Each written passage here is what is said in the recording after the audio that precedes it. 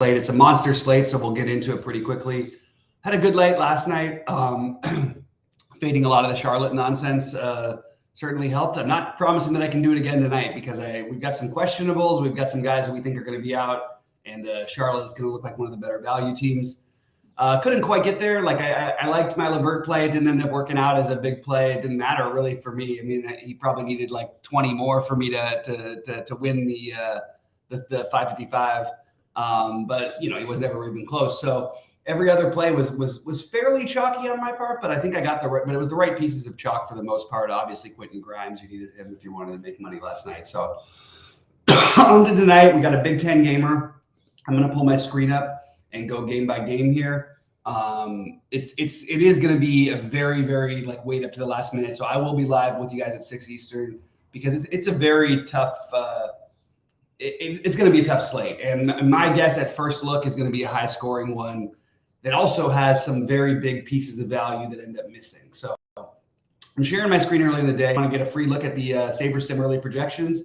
Here they are, and we're going to go game by game here. So. Sheets did his projections. I guess that these are still old stuff. So don't ignore the true DFS projections today. Sheets is actually out until Sunday. He's going to try to get as best he can, get things updated.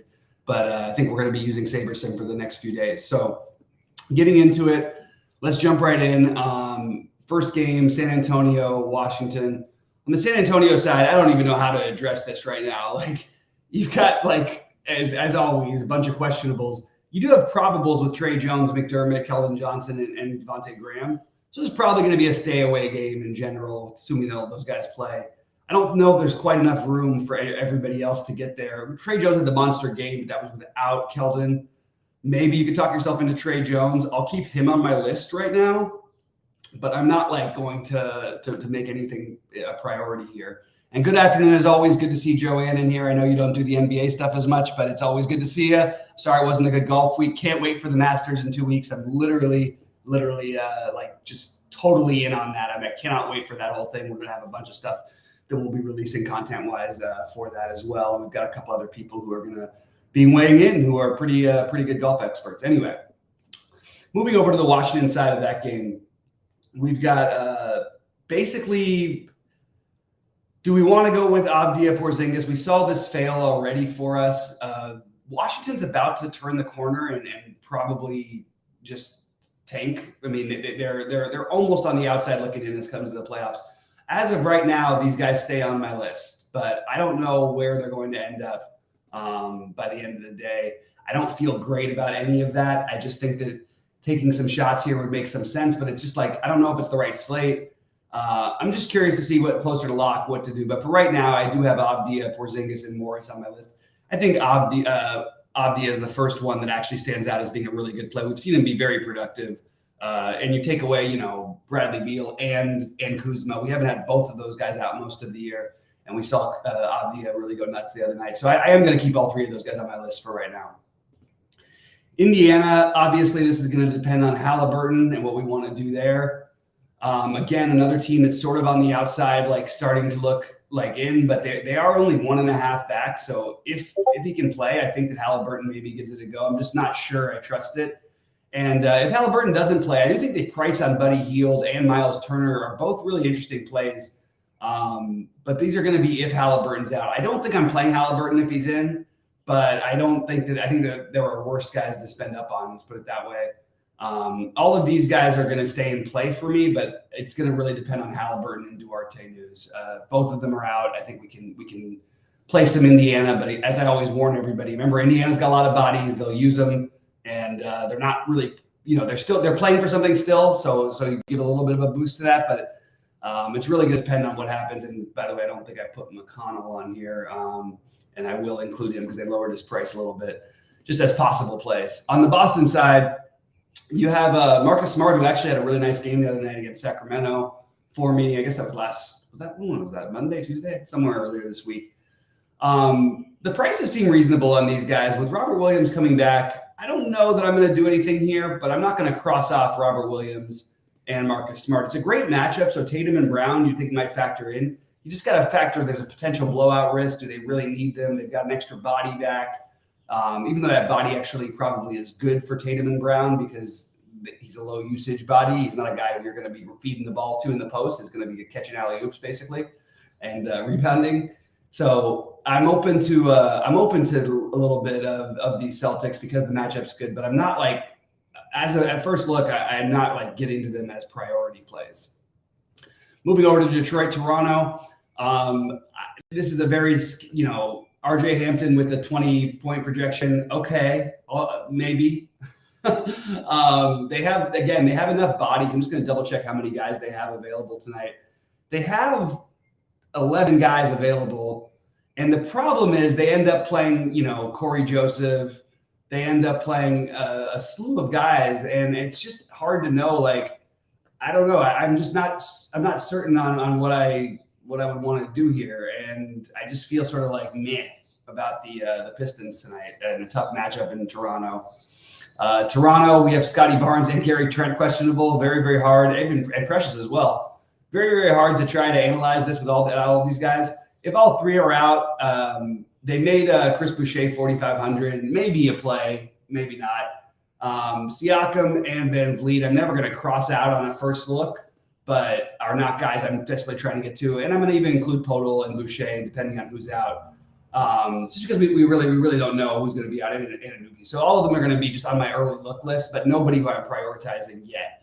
And again, these are just guys. I know I'm setting them as my saying set core. These are just guys who are going to be at my first pass at what we do. You're going to get my plays later on in the day because any of the premium members, I'm going to do my core plays, my early builds, all that stuff, all my bets. My bets were on fire yesterday. I almost got off all of them and got my parlay done, but that would have been a nice little 22 to 1, I think it was.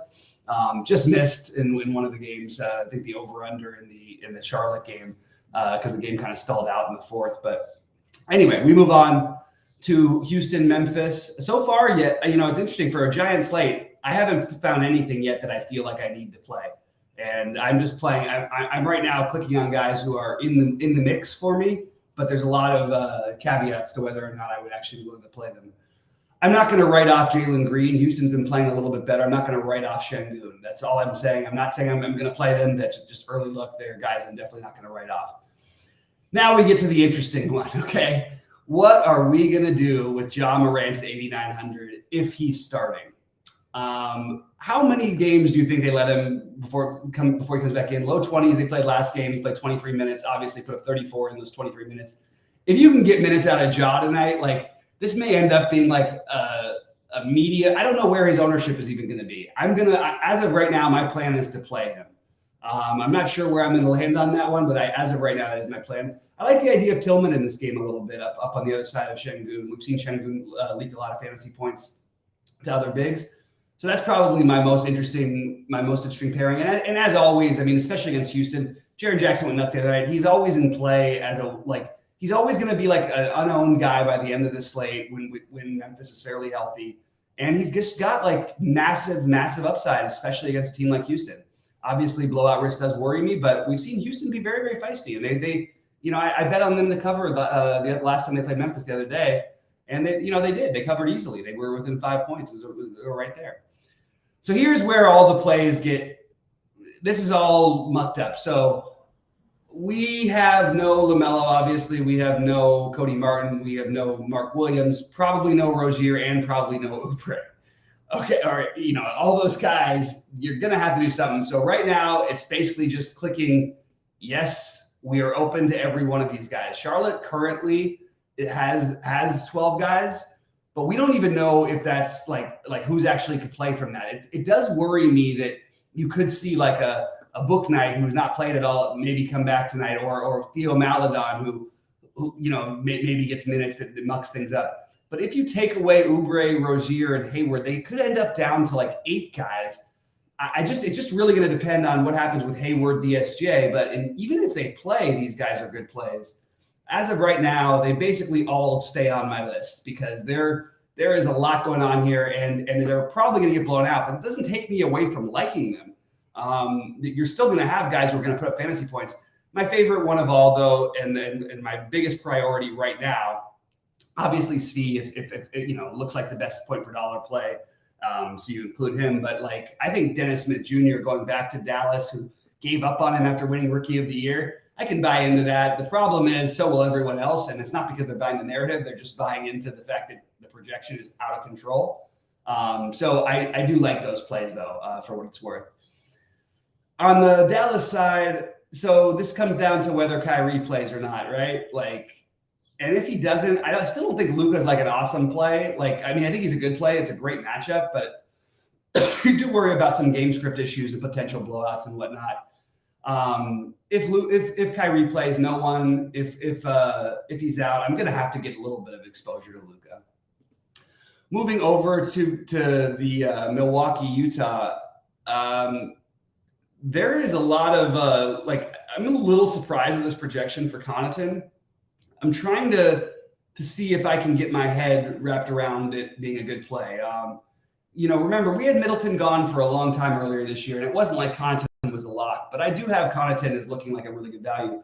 I think Drew Holiday is an incredible play, and without these guys, you're in Utah, like Giannis. Maybe I should be heavy on the Milwaukee side and see if we can run back a Utah thing. It is weird for any team to go into Utah, and all the times I've watched basketball, you don't usually see double-digit favorites on the road in Utah. Partly the altitude. It's a weird place to travel. It's just not like the ideal place to try and take where a team's double-digit favorite. But that makes me feel like the game could stay closer, and it sort of makes me open to all these guys. But Connaughton, Holiday, in order I have it: Holiday, Giannis, Connaughton, because I think we can find other value. But I do think Connaughton is definitely in play for me at the very least as of right now. And then on the other side, we're going to have Fontecchio again, a little bit shooting reliant on this kind of slate. It's kind of chalk. Maybe you might want to fade depending on the rest of your builds, but he stays on my list for now. So do Kelly Olynyk and Walker Kessler at first pass. They're on my list. And again, this list is going to be whittled down to like 20-ish players that I'm going to be deciding for my, my 20 lineups, eight roster spots per lineup. These are the guys I have at the moment who sort of stand out. Fontecchio, Kessler, Olynyk. The other guys, I think a large field taking a shot on Taylor Horton-Tucker is worth it. I don't think I would do it in anything but like small buy and large field, but I'm keeping him on the list for right now. Maybe my boy Johnny Juzang gets a chance to play tonight after that was just a gut-wrenching loss. Another great game between UCLA and Gonzaga. These tournament games between UCLA and Gonzaga have been, going back to when I was younger, they've just been unbelievable. And that was a really tough loss and a really crazy game last night. Right down to the last second. That was just absolutely wild. All right, Phoenix, Sacramento. We have the same situation we've had for a while now with the centers for Phoenix, but Londale is still 3,700. Going to stay on my list. Probably not going to end up playing him. Love Chris Paul. Love Devin Booker tonight. These guys are not going to be owned. I'm going to be into them.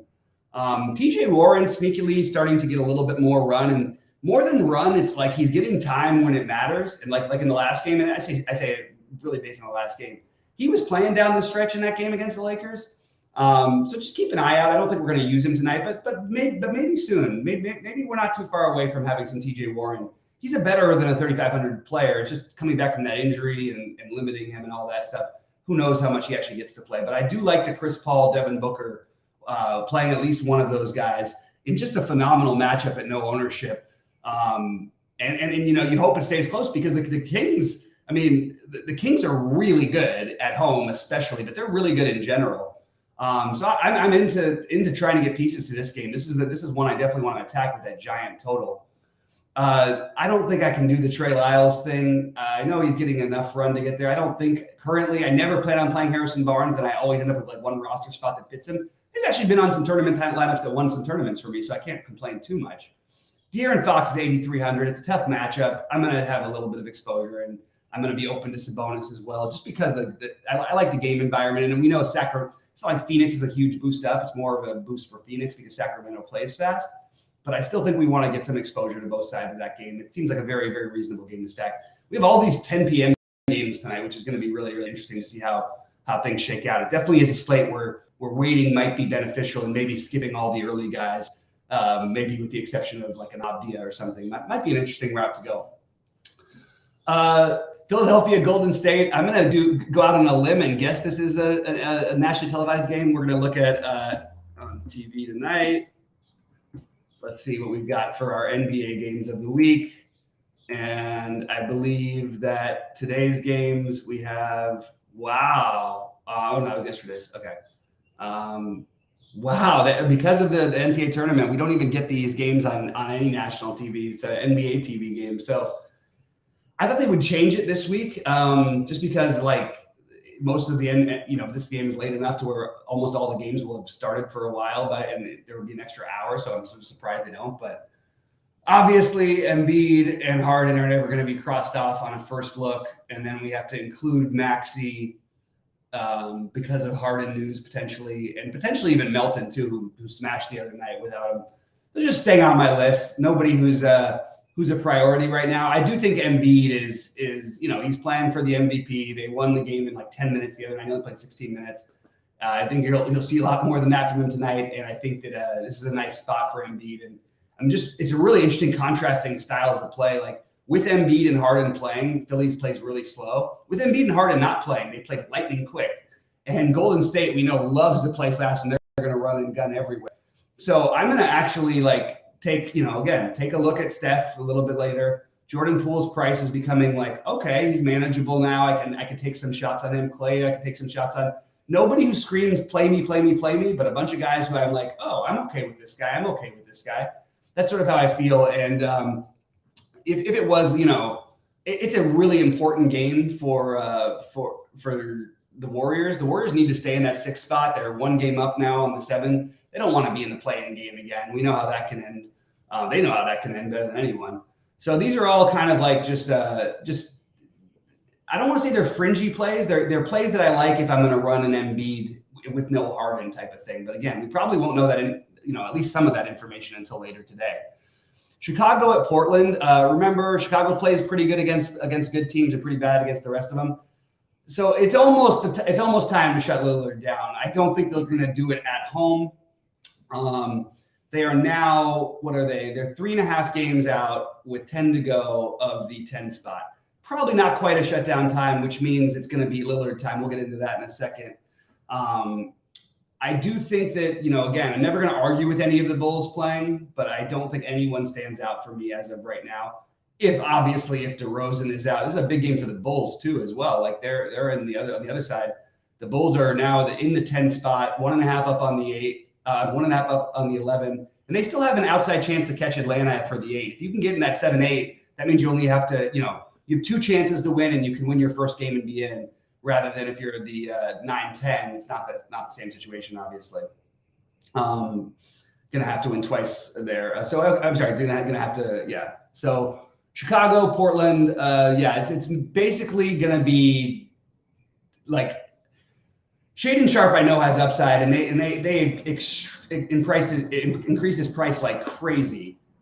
I don't know how I feel about this because I feel like if they play Lillard, you're getting the all-out Lillard performance. I also think Shaedon Sharpe has a ceiling, and it kind of cuts into a little bit of Lillard's explosiveness. I mean, like his usage. Not his usage even necessarily, just Shaedon Sharpe can do a lot of the same things, more so than Simons, I would say even. I mean, well, when he's going like he was the other night, I should say. But I'm definitely going to have Lillard on my list, especially if he stays low owned. When's the last time we've gotten to play Lillard low owned? No, it hasn't happened yet. You also have Nurkic, Nasir Little questionable. So we have news to look out for here as well. As of right now, it's just going to be Lillard and Sharpe on my list as potential. You know what? I'll put Watford on there for right now just because he's been good. It feels kind of crazy to pay 6K for Watford. But what about if Nurkic is out again and with his new role? I mean, he's been, 45, 17, 38, 30. We've seen Watford be actually fairly productive. So just keep that stuff in mind. And then we get into the hammer, the Lakers, and we have OKC on a back-to-back, which could mean all kinds of whateverness. Okay, so the problem is, OKC is now, got smashed by the Clippers last night. They're still in the 8th seed. The OKC is looking like they're going to be in the playoffs, trying to win every game you'd imagine. The thing that worries me right now for OKC is the back-to-back, and what are we going to do? I'm sorry, the Thunder just moved back to 11th. I had yesterday's standings pulled up. they're all bunched up. There's right now 4 teams that are 36 and 37. The Jazz are 35 and 37. The Timberwolves are 37 and 37. That goes from 7 to 12 all the way down in the Western Conference. So all of these teams are going to have a lot to play for basically every night. Now, will they release him? Will they let it go with Shea tonight? I will have some definite interest. Shea has just torched the Lakers. He was torching the Clippers last night until he didn't get to play in the fourth quarter. And then I'm going to say, like, look, Jalen Williams, we don't know what to expect game to game from this guy. I will take a little bit of a victory lap because I had 30% of him. He wasn't even in my good lineups, but he put up 28 fantasy points last night on a slate with no chalk. With no value, and he was or very little value. And what was he? He was 2% owned. So that was I'll take a little victory lap on that one. Right now, it's really hard to know what to do. I'm still even concerned there might be other guys. I'm going to keep the usual guys, the usual suspects in mind. But I'm probably not going to have a bunch from the OKC side if everyone's healthy. The exceptions being probably Shea and maybe some Giddey. This is a really good matchup for these guys. Anthony Davis has let me down quite a number of times, both as a real-life basketball player and as a DFS player. I don't think it's going to keep me away from him tonight. I love this matchup. It's probably about as good as it gets. The problem is these guards are just – Austin Reeves is taking over every game. I think right now that it's really the two guys I'm looking at are Davis and Russell. And it's a huge game right now. This is gonna, this will push the Lakers back. This is a really massive game. So I'm gonna guess that Shea ends up playing. So I know I've gone through a lot of names I like, as is going to be the case with the First Look on Friday podcast. Of the guys who I feel really good about playing, Denny Avdia, DSJ, Svi. I mentioned a few of the spend ups, but I really like Drew Holiday or Giannis Holiday or Giannis. I actually think you could play both of them together. They're going to have some ownership as well. I kind of like the idea of potentially taking, the Lillard's last stand type of a look. In terms of the guys I'd be over and underweight on, it's too hard for me to know with Charlotte and guys like Bryce McGowan's. I don't think I'm looking to play him. I would prefer Svi. My favorite would be DSJ of those guys.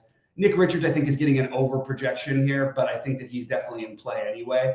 Fontecchio, at the current ownership numbers, I'd probably be below all these guys except for Svi and DSJ. I forgot to mention PJ Washington too. He actually would get a boost if all those guys are out. I'm not going to play Hayward on the back-to-back in a meaningless game for Charlotte. JT Thor is probably not going to be there for me. So I'm probably like underweight all of the early look value. In terms of the early look ownership stuff, Kristaps Porzingis, I'm still trying to figure out what I want to do, but I think I will have Porzingis or Avdia in a decent portion of lineups, especially Avdia though. I think I'm a little higher on him. And Holiday and Giannis I mentioned. What else do we have? I like Anthony Davis quite a bit tonight. You get a little discount on him from the other superstars. But it's gonna be a slate with a lot of information, so we're gonna have to revisit it at 6. Really like the Phoenix side of the both either Booker or Chris Paul. I don't even think it's wrong to play both of them. There's just so many good plays on these giant Friday slates. But those are some of the guys I'd be spending money on. Holiday, Giannis, Booker, and Paul stand out to me at first look with potential of Lillard and the Lillard last stand take. Eric, to ask me at 9 in the morning or 10 in the morning how many Charlotte guys I'm playing is just a question that if anybody answers that question, they're just full of shit. Nobody knows who they're playing at this time of the morning. We don't even know who's playing for Charlotte. So I don't think that you should be worried about your early builds like that. I don't know how many Charlotte guys I'm playing. If the slate locked right now, probably 2 or 3 at the most. Maybe I would go a little higher. I don't know. It's not. I don't know. I need to see who's available. That's an impossible question to answer this time of the day. We're suggesting that you use the to answer Jay's question to use the SS projections. Sheets has something he has to attend to through the weekend for starting today, so he's not going to be with us. So if you can check that out, Jay Rodriguez, just use the SaberSim part of it, and I think it's probably your best bet. Anyway, guys, I appreciate you all. Please like and subscribe if you haven't already. I mentioned to other people that we have, there's through Stake Kings, we have an awesome deal. If anybody wants to start getting staked, really should consider signing up. I'm going to attach that in the Discord right here. make sure to take a look at that, because if you want to get staked, this is a pretty awesome situation. So let's go ahead and do it. I'm also going to attach my again. I only lost one bet yesterday. I almost got my big parlay, and my NBA bets overall over the last 2 years have been, just without bragging, absolutely kind of incredible. So okay, sign me out of Zoom. Why is that happening now? Should have happened sooner. All right, let me just invite you guys to the. If you're not in the Better Takes Discord, I want you guys to download this app as soon as you possibly can, because it is awesome and it really helps you with your straight sports betting. Anyway, guys, appreciate you again. Like and subscribe. And these are very, very early looks. I'm going to have my stuff posted this afternoon because it's just too hard to know this time of the day. Good luck, everybody.